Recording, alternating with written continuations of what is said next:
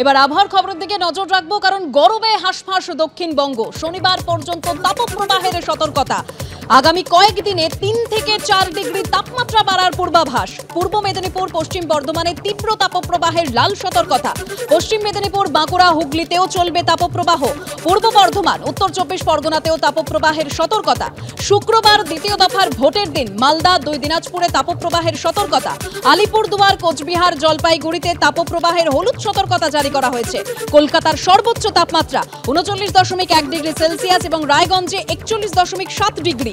মেদিনীপুরের সর্বোচ্চ তাপমাত্রা 41.2 ডিগ্রি, পানাগড়ে 40.8 ডিগ্রি সেলসিয়াস।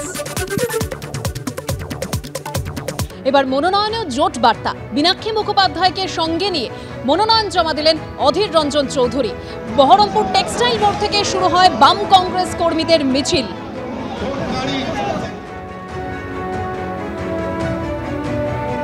বহরমপুরে জেলা শাসকের দপ্তরে মনোনয়ন জমা দেন বহরমপুর লোকসভা কেন্দ্রের কংগ্রেস প্রার্থী অধীর চৌধুরী। সঙ্গে ছিলেন মীনাক্ষী মুখোপাধ্যায়।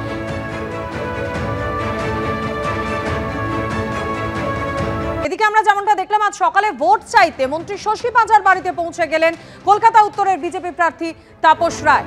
মালা দিলেন প্রয়াত কেন্দ্রীয় মন্ত্রী অজিত পাঁজার ছবিতেও।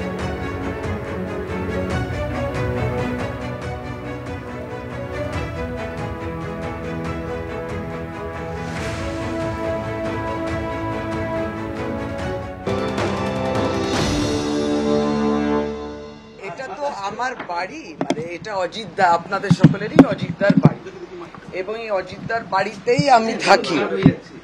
এই দোতলাটা আমাদের অফিস, রাজনৈতিক আমার এমএলএ হিসেবে নির্বাচিত একজন প্রতিনিধির অফিস। এই অফিসে বসেছিলাম এবং আমার শ্যামপুকুর বিধানসভা কেন্দ্রের একটা ওয়ার্ডের মাননীয় পৌর প্রতিনিধির সঙ্গে একটু গুরুত্বপূর্ণ আলোচনা হচ্ছিল। তিনি 10 নম্বর ওয়ার্ডের মাননীয় পৌর প্রতিনিধি সুব্রত ব্যানার্জি, এবং আচমকায় দেখি ভারতীয় জনতা পার্টির কলকাতা উত্তরের প্রার্থী শ্রী তাপস রায় এসছেন এবং আপনাদের সঙ্গে কথা বলছিলেন। তিনি তার শ্রদ্ধা জানালেন অজিত পাঁজাকে। তো এটা তো সত্যি যে অজিত পাঁজা তার রাজনৈতিক গুরু, এবং তার শিক্ষা দীক্ষা ইত্যাদি সবটা তার শ্রদ্ধার জায়গায় আলাদা। সেটা আমার সেই সৌভাগ্য হয়েছিল স্বর্গত অজিত পাঁজার সান্নিধ্য পাওয়া এবং তার হাত ধরে প্রবেশনে যাওয়া। আর এই বাড়িটা তো আমার কাছে মন্দির সমান। এই বাড়িতে 79 সাল থেকে আমার নাগারে যাতায়াত ছিল।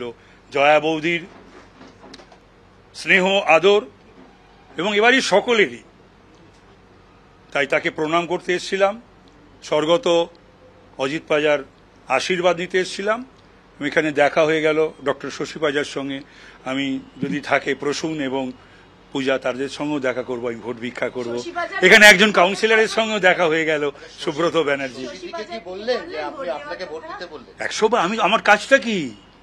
আমার কাজটাই তো এখন 15 লক্ষর ওপর যে মানুষ, 2 জন ছাড়া সকলের কাছে ভোট ভিক্ষা করা। 2 জন না না না না না, এটা বুঝে নাও।